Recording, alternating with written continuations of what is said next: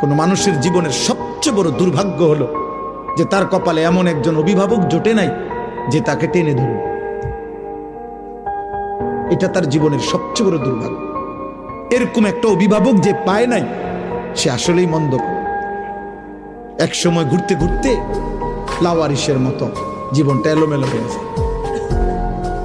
কিন্তু এমন একজন কেউ যদি জোটে, এটা করবা, এটা ছাড়বা, এদিকে আসো, চুল কাটো, জামা এটা বদলাও, এখন নামাজ পড়ো, এই যে একজন ধরুন না তারে আগলায় রাখে, টাইনা রাখে, এরকম একটা মানুষ যার কপালে জুটছে অভিভাবক, ওই মানুষের জীবনে সবচেয়ে বড় সৌভাগ্য, ভাগ্য এটা।